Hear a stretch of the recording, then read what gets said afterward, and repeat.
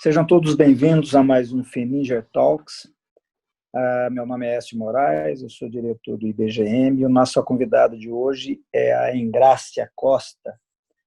A Engrácia é desenhista industrial, mestre e doutora em design pela Universidade Anhembi Morumbi, designer de joias, diretora da Associação de Joalheiros de São Paulo, e trabalha com a gente já há muitos anos em diversos projetos na área de design estratégico.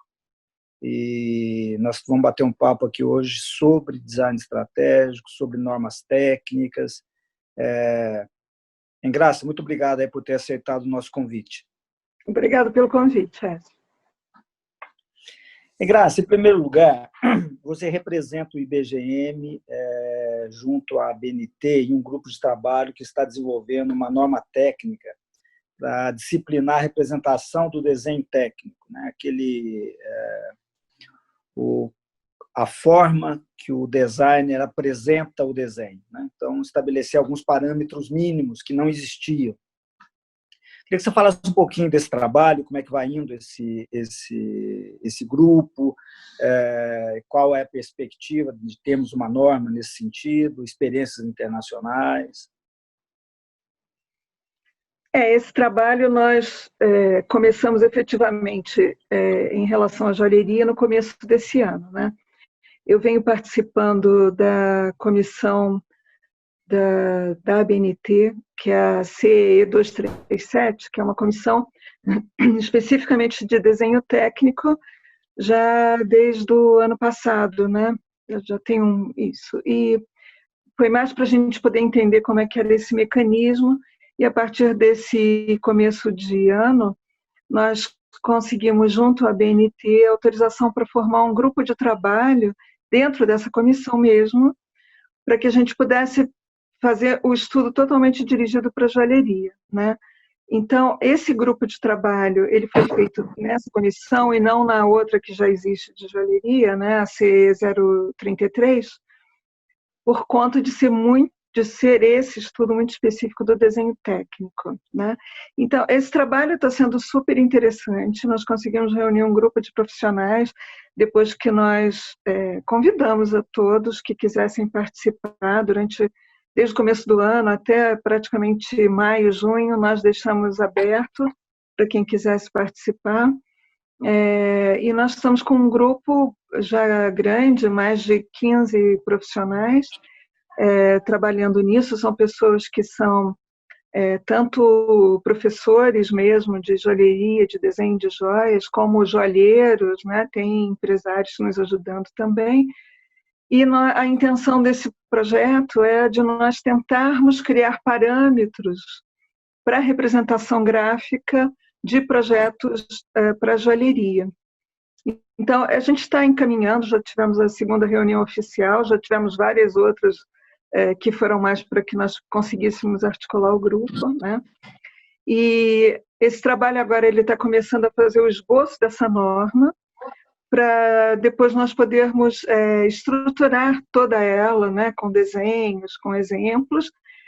Junto a isso está saindo também um glossário de joalheria que para nós é muito interessante, que faz falta para nós, porque como a joalheria sempre se deu de uma maneira informal, né, os nomes, a nomenclatura utilizada, ela é muito variada. Então, na maioria das vezes, o grande problema que nós temos é mesmo de comunicação, né? Às vezes a gente está falando de uma coisa que a pessoa nem sabe identificar com aquele nome, né?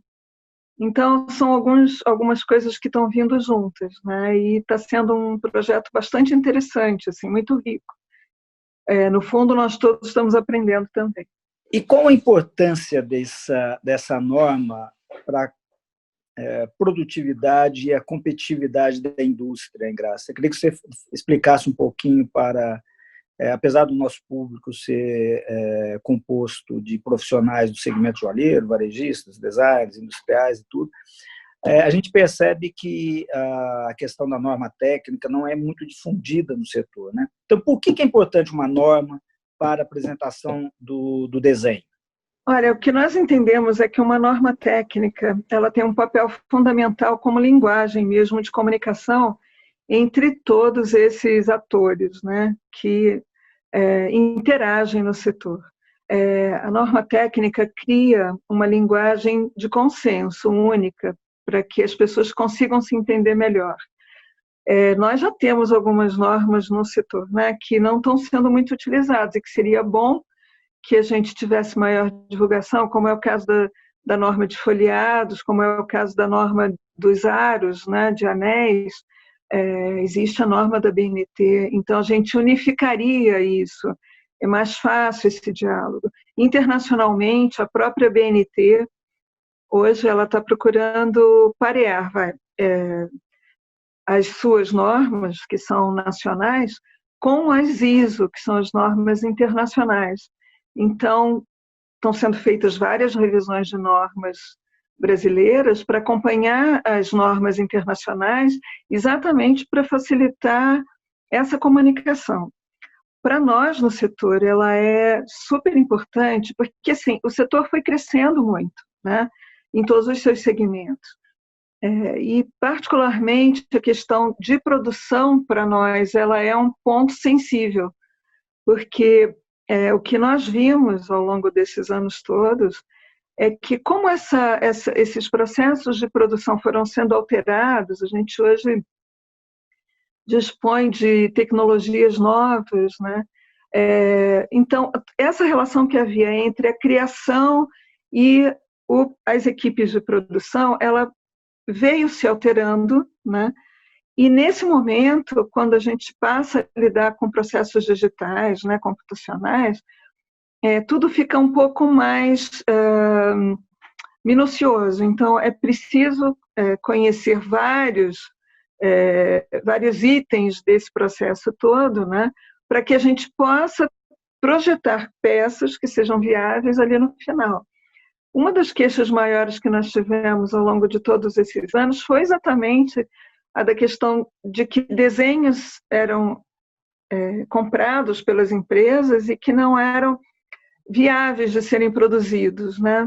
Por um motivo ou outro, a criação não era adequada à produção. Então, o que a gente pretende com essa norma é criar algum parâmetro, né, para que as pessoas que queiram trabalhar nessa área de apresentação de projetos, elas saibam o que seria interessante delas terem como conhecimento para apresentar para a produção. E é importante também para os empresários, para que eles saibam o que eles podem pedir no projeto, né?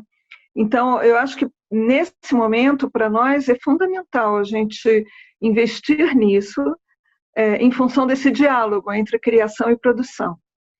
A gente já vem falando há algum tempo dessa questão dos desenhos serem desconectados, vamos dizer assim, né, dos processos produtivos, e isso criou muito problema para todos, mesmo até desvalorizando um pouco a profissão do designer, né, que em tese é um profissional de design de produto, né, que poderia desenvolver uma coleção inteira, e o entendimento disso de coleção de ponta a ponta, né, desde da criação até o lançamento dessa peça lá no final, na vitrine, como sendo isso uma atribuição do profissional de design. Então, a gente hoje tem procurado falar sobre isso, procurado falar também sobre a questão do trabalho do profissional criativo, que é um trabalho importante, né? Acho que não necessariamente acompanharia essa questão da produção, né? O criativo é uma pessoa que tem talvez uma visão artística mais afinada, mais refinada, mais elaborada, e ele sim pode apresentar projetos para as empresas, mas que vão precisar depois esses projetos serem acompanhados por alguma pessoa que desenvolva isso como produto dentro da produção. Então, a nossa preocupação com essa norma é exatamente de criar parâmetro, né, para que as pessoas saibam o que seria fundamental na apresentação de um projeto para uma empresa. A gente tem conversado muito, né, Engraça, eu e você, particularmente, ao longo desses anos, e tentando elaborar projetos no sentido de difundir o conceito de design estratégico, a importância do design estratégico para a competitividade da indústria, né? Mais ou menos na linha do que você colocou. A gente tem uma visão meio reducionista do design, né? Que o design é só o desenho. Na verdade, por trás disso você tem a concepção do produto, que, por sua vez, exige uma pesquisa de mercado.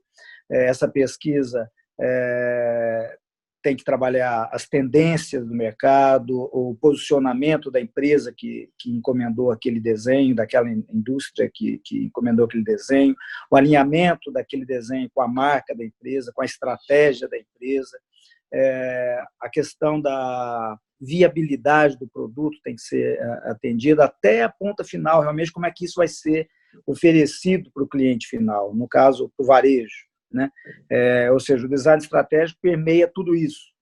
Queria que você comentasse um pouquinho como que a questão da normatização da apresentação do desenho está inserido nesse contexto, a importância desse entendimento do design de uma forma holística, como uma ferramenta estratégica, né, para a indústria, e como que você está vendo o mercado brasileiro, como é que você vê a indústria brasileira hoje nesse contexto? Olha, eu acho que a gente tem um grande trabalho pela frente, até exatamente isso que você falou, da gente apresentar isso de uma maneira clara, tanto para os empresários, né, como para os criativos e para os designers. O design em si, ele é um processo maior do que só o desenho. A tradução de design para desenho é a tradução mais simples, né? A gente até tem brincado muito em relação a isso, porque quando no Brasil se adotou essa palavra design, ela veio com acepções diferentes. Na verdade, o design, mesmo em inglês, ele é aplicado de formas diferentes. Uma das traduções é desenho, e as pessoas fazem isso em diversos segmentos, né? A gente ouve falar hoje em design de unha, design de cabelo, design de sobrancelha, né? Como se a tradução direta fosse desenho, né? Então, até a gente comentou outro dia que, por exemplo, design de unha, por exemplo, só seria verdadeiro se eu considerasse, por exemplo, essas unhas que são vendidas hoje no mercado prontas. Então, isso seria um projeto de produto de unha, né? Que é uma unha industrializada, aí é um design de produto, mas fora isso, é uma inadequação do uso. Então, de um modo geral, a gente poderia traduzir design como desenho, sim, mas design como forma, muitas pessoas usam traduzir design como se referindo exatamente apenas à forma, ou design como projeto, que é, na verdade, a acepção mais importante dessa palavra, principalmente para quem lida com produto, né? Design de produto significa você ter um entendimento muito mais amplo desse processo criativo, que está inserido sempre dentro de contextos. Então, toda vez que eu vou projetar um produto, seja ele o que for, né? Ele pode ser a joia, o folheado, a bijuteria, mas também uma garrafa, uma caneta, enfim, qualquer objeto, qualquer produto. E também hoje a gente usa design para falar de serviços também, né? A gente está falando de design de serviço. E assim como você falou em design estratégico, na verdade é uma maneira de pensar. Então, quando a gente fala em fazer design, fazer um projeto de design, a gente está falando em uma maneira de pensar esse produto final, seja ele o que for, né? Pensar esse produto significa pensar com método, né? Então, eu tenho uma maneira, um passo a passo de encaminhar esse projeto para chegar nesse objetivo meu final. Quando a gente fala em contexto de projeto, a gente está falando em muita pesquisa, principalmente. A gente não começa, isso é uma coisa que a gente tem tentado fazer notar bastante, é que o designer ele nunca começa um projeto já desenhando, né? Ele começa primeiro pesquisando. Então, primeiro é uma grande pesquisa que eu vou fazer. Primeiro, por exemplo, se eu sou contratada por uma empresa, eu tenho que conhecer essa empresa, saber onde ela se situa nesse mercado, quem é seu público, né? A empresa é meu primeiro público. O público da empresa é o meu segundo público e é o meu público final que eu tenho que entender ali na ponta. Então, na hora de fazer essa pesquisa, eu vou ter que contextualizar tudo isso. Onde eu estou, para quem eu me dirijo, principalmente. Eu acho que o passo 1 de qualquer projeto é meu público, né? Então, eu tenho que entender essa primeira etapa. A partir daqui, eu dou encaminhamento para o projeto. Ainda assim, dentro da pesquisa, eu tenho que situar exatamente como você falou. Eu tenho que entender mercado, tendências, né? Entender tendências que são maiores. A gente, dentro da joalheria, particularmente ligada a materiais preciosos, essas tendências elas são mais ligadas a comportamento mesmo, né? Então são tendências maiores do que as tendências de moda, né? Então eu não posso seguir tendências sazonais, que são as tendências de moda, porque elas vão me deixar completamente deslocada em relação ao meu produto, né? A gente está falando de produtos de valor alto, não são coisas que possam ser descartáveis. Então, eu tenho que saber colocar esse meu produto dentro desse contexto de tendências de comportamento maiores, né? A partir disso, né, eu vou conseguir começar a pensar em desenvolver criativamente essa coleção. E aí, essa coleção, então, ela tende, né? A gente erra também, mas a gente tende a errar menos ali no final. E é fundamental que o designer possa acompanhar esse produto de ponta a ponta, desde a hora em que ele começa a pesquisa, junto com os empresários. É fundamental essa conversa desde o começo, a construção do que a gente chama de briefing hoje, né? Que é um conceito que vem muito do marketing para dentro do design. Embora fosse uma etapa de projeto que já existisse, hoje a gente nomeia briefing. Então, é uma construção de um documento onde nós vamos colocar ali todas as exigências de projeto, tudo que essa empresa precisa, orçamento, processo produtivo. Vou ali tentar identificar meu público. Se não for ainda identificado, eu vou partir para aquela identificação que a gente falou no começo. E esse briefing vai ser acompanhado pelo designer e pela empresa durante todo o processo de produção. E é fundamental que o designer esteja presente até o final, na hora em que essa peça é lançada numa vitrine, por exemplo, né? Porque muitas vezes você pensa essa coleção com um conceito, e já aconteceu várias vezes, de chegar na vitrine com uma cara completamente diferente, descaracterizando mesmo a criação que foi proposta ali no começo. As embalagens, tudo isso fazem parte desse processo de design. Mesmo que desenvolvido por outras pessoas, o designer deve acompanhar esse processo como um todo. Então, o entendimento do design dessa maneira, como um processo, né, de desenvolvimento de produto, é o que nós estamos querendo criar, essa cultura, né? Ela já é uma cultura que existe em outros setores. Nós estamos querendo trazer para a joalheria, sair da coisa mais artesanal, como linguagem, no sentido de entendimento desse processo, né? Então, é isso que a gente está tentando fazer agora. Normalizando, a gente está formalizando e profissionalizando um pouco mais o nosso mercado, né?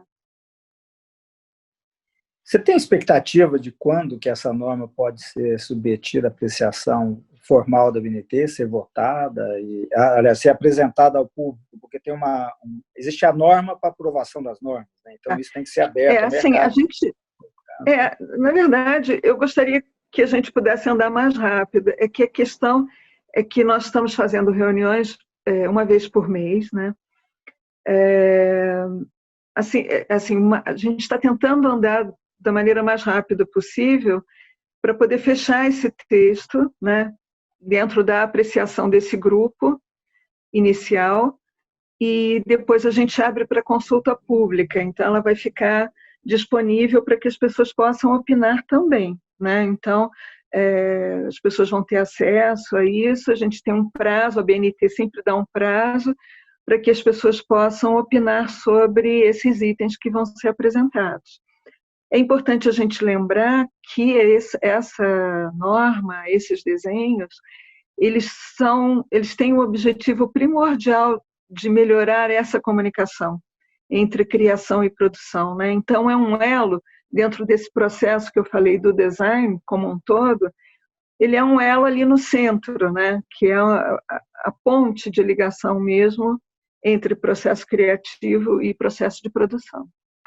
Você sabe que é um desafio tremendo a gente conseguir difundir esses conceitos, internar esse entendimento, né, da importância do design, da norma técnica, do processo, né? Um exemplo claro disso, estou falando com relação ao setor joalheiro, né? Um exemplo claro disso é que até hoje não conseguimos, já existe uma norma técnica, porém não conseguimos difundir suficientemente a norma popularmente conhecido como pau de medida, né? O tribulé. Uhum. O tribulé, não é isso? E é um Isso. instrumento absolutamente fundamental no dia a dia do joalheiro, e até hoje a gente não conseguiu. O IBGE está pensando em comprar essa briga, vamos dizer, no bom sentido, né? E procurar difundir a norma existente para as medidas do tribulé. É atribuição dessa comissão da ABNT já ir pensando numa estratégia de difusão dessa norma, de apresentação do desenho técnico, como a gente vai conseguir fazer esse trabalho chegar efetivamente ao mercado e ser adotado pelo mercado, tanto por designers, pelo industrial no sentido dele já começar a cobrar do design, que se apresente o desenho respeitando a norma técnica, o designer se preocupando em apresentar o desenho ou o projeto respeitando a norma técnica. Esse é um desafio tão grande quanto desenvolver a norma, você não acha? Nossa, Écio, muito. Esse é o maior desafio, né? Porque, na verdade, a gente vai ter um grande trabalho aí pela frente. Acho que o IBGM tem um papel fundamental nisso, mas não só, as escolas também. A gente precisa fazer essa divulgação junto às escolas, junto aos profissionais, porque, assim, a norma, ela existe como uma orientação, né? Então, na verdade, é isso que você falou, teoricamente, a gente não pode obrigar as pessoas a fazerem aquilo, né? A norma é uma referência. Então, assim como, por exemplo, essa questão das medidas do tribulé, que seria bom que as pessoas acompanhassem isso e usassem essa norma, né? Porque é a questão que a gente estava falando de linguagem e de comunicação. Se cada um fizer o que acha que a gente não se entende nunca, né? Então, a gente precisa unificar esse conhecimento.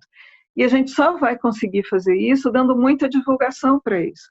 Então, eu acho que vai ser o caso de nós fazermos seminários, né, reuniões, tanto com os empresários como os profissionais criativos, né, para que eles entendam qual foi a intenção de criar essa norma, assim como as outras. Eu acho que é fundamental a gente ter isso como conhecimento para o mercado, né? A gente já vem conversando também sobre a questão da norma de folheados também, né? Então, para a gente entender, existe muito mal entendido dentro do setor como um todo. Essa é a grande questão, né? Então, que no final das contas geram grandes desentendimentos, né? Esse é o problema nosso. Então, o empresário hoje não sabe quem é o designer, né? A maioria, né? Eu vou falar na maioria, a maioria dos empresários não sabe quem é o designer, não sabe como contratar esse designer, nem o que exigir desse projeto, né? Então, assim como uma outra questão, nos colocando no lugar de público, o público também entender o que ele compra, o que ele está comprando, como é esse processo. As pessoas também não sabem também dar muito valor a esses processos produtivos, né? Então, isso é uma coisa que para a gente é tão importante a gente fazer para valorizar mesmo a nossa produção, né? E a questão do design, ela passa por essa questão da comunicação em si, mas ela passa pela valorização também da criação nossa, né? Que é uma coisa tão importante principalmente nesse momento da gente valorizar, né, o que se fabrica aqui nacionalmente. A gente tem pessoas muito criativas. O Brasil é um campo enorme de profissionais criativos e a gente vê trabalhos belíssimos assim que não têm o valor devido, né? Então, isso é uma coisa que a gente vai precisar fazer, investir mesmo, de dar conhecimento para todos, né? Do que está envolvido naquela peça que chega lá no final, que às vezes a gente vê numa vitrine e não consegue nem perceber que processo foi aquele que fez aquela peça chegar daquela maneira ali e entender até um custo de uma joia, né? Eu às vezes vejo até joias que não são tão caras, e aí vou falar, por exemplo, vou até dar como exemplo uma bijuteria, por exemplo. Às vezes a pessoa pega uma bijuteria numa loja e que está com um valor super baixo ali, ela não consegue ter noção de por quantas mãos passaram aquela peça para chegar ali na ponta com aquele preço, né? Então, para nós que acompanhamos indústria, né, frequentamos fábrica, chega a ser inacreditável você ver o preço que muitas peças chegam no final, sem que as pessoas consigam dar o valor a isso, né? E, por exemplo, uma das coisas que eu vi muito nisso, dessa pesquisa com design, é que muitas pessoas tendem a desvalorizar os processos industriais como se fossem coisas de menor valor, né? Então, o que é industrial é mais barato, mecânico e robotizado, desconhecendo o conhecimento da quantidade de técnicos que tem por trás disso, né? Então, o processo industrial, ele exige muito mais conhecimento técnico, na verdade, porque não se chega num produto final à toa, né? Você passa por muitos processos e muitas mãos.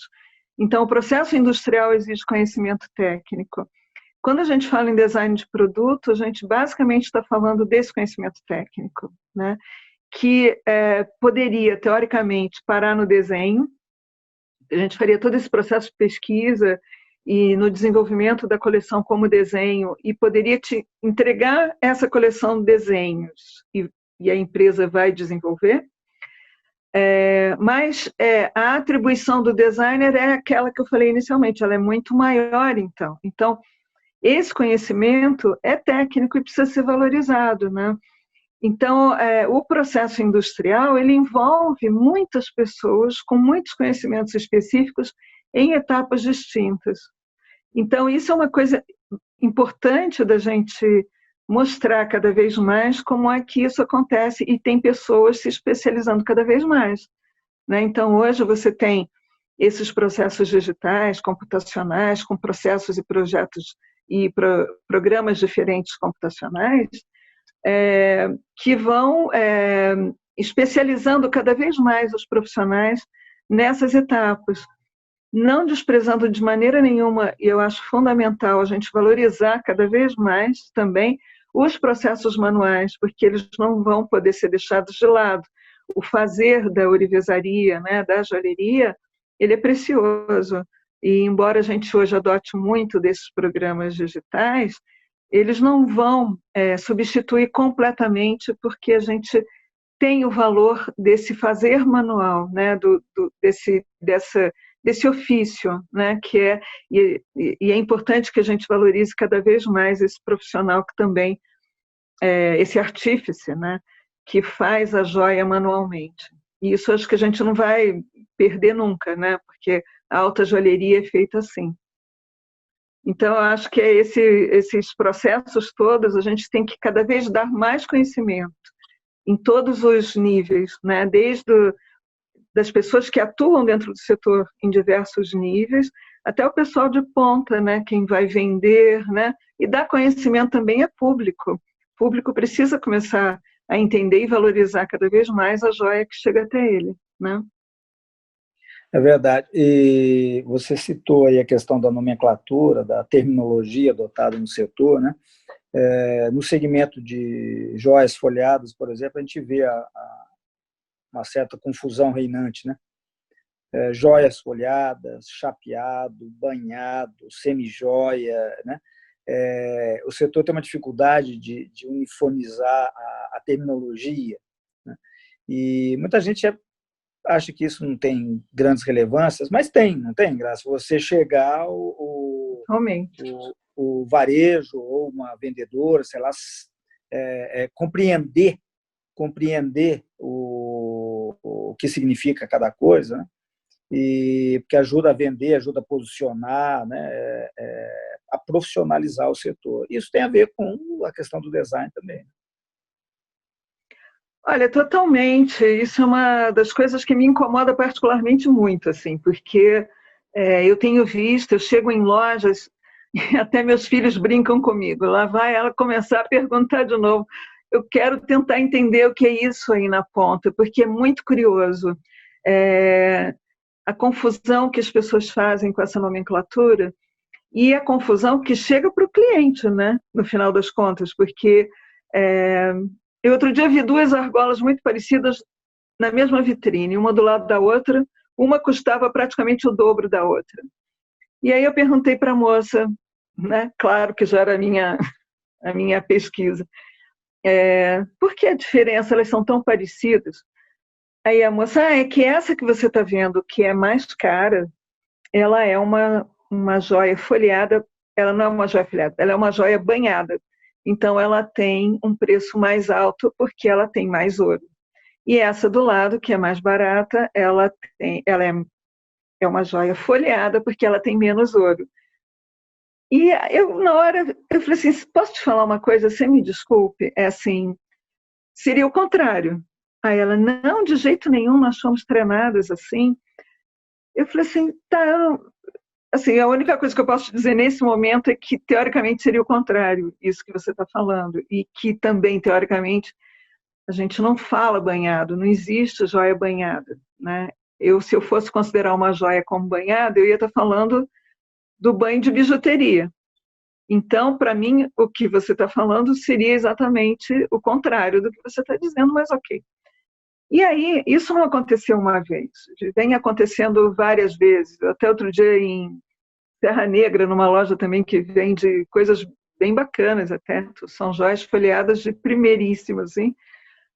A moça fez questão de chamar a atenção de que as joias não eram folheadas, mas eram joias banhadas, que tinham um fino acabamento. Então, o que eu percebo é que, na verdade, essa confusão ela está anterior, né? Ela está anterior à loja. Da onde ela está vindo? A gente precisa identificar isso. A gente tem norma técnica para folheados, não é? Com teor, inclusive, desse banho de ouro. É importante que quem fabrica passe corretamente para quem vende, porque o cliente lá na ponta precisa saber o que ele está comprando. Isso é uma das coisas que a gente sempre conversou, né? A joalheria é feita de confiança, né? A confiança entre quem fabrica, quem vende e quem compra. Então, essa confiança que a gente vê em outros mercados, a gente vê fora do Brasil com muita clareza, a gente precisa trazer para nós aqui no Brasil, né? Então, quando você compra uma joia na França, por exemplo, você compra um plaqué d'or, né? Que você sabe que é uma joia que tem determinada característica, é a joia que tem menos teor de ouro, a menos que eu esteja enganada nesse momento. Mas você tem a nomenclatura correta, né? Que eu até já fiz isso como artigo, né? E na Itália, a mesma coisa. Então, seria importante que a gente passasse a denominar corretamente o tipo de produto que a gente está vendendo. Para quem cria, a diferença da criação entre para uma joia de materiais preciosos, para folheados ou para bijuteria, é aquilo que a gente falou no começo, é contextualização de produto, né? Um designer, ele vai saber projetar tanto para alta joalheria como para bijuteria, sabendo entender o posicionamento desse produto. Então, como projeto, é sempre a pesquisa, é sempre posicionamento de mercado, de público, para você saber direcionar corretamente a sua criação, né?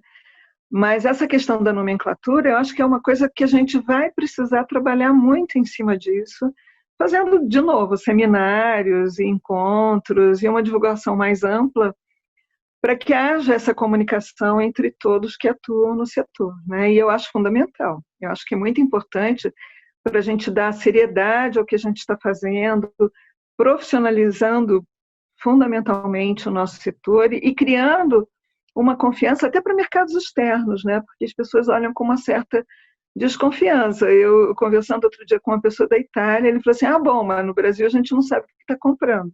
Isso não é muito bom de ouvir, né? Então, seria bom para nós como um todo, né? Como profissionais de todos, de cada um que atua dentro dessa cadeia como um todo. Engrácia, você sabe que o IBGM está sempre à disposição, a Associação dos Joalheiros, os instrumentos de divulgação, né? Os nossos sites, redes sociais, a própria revista da feira, esse instrumento aqui, o Feninger Talks, né? A gente está tratando desse assunto. Então, eu gostaria de parabenizar o trabalho que você está desenvolvendo e Obrigada. colocar o Instituto e a Associação à disposição para a gente retomar esse esforço de divulgação, de difusão desses conceitos de design estratégico, de tentar uniformizar a nomenclatura do setor. É um trabalho que eu acho que não acaba nunca, né, Engrácia? E, então, né, vai estar sempre presente. Então, mais uma vez, parabéns, conte com a gente sempre, e obrigado por você ter aceito o nosso convite para esse bate-papo sobre norma técnica, sobre a importância de uniformizar o entendimento na apresentação do desenho do designer para a indústria. Graças mais uma vez, obrigado, boa sorte. Muito obrigada, eu que agradeço a oportunidade e que a gente possa mostrar esse trabalho aí logo à frente para todos, né, que todos possam contribuir também conosco. Muito obrigada. Com certeza. Grande abraço para você. Abraço também, obrigada.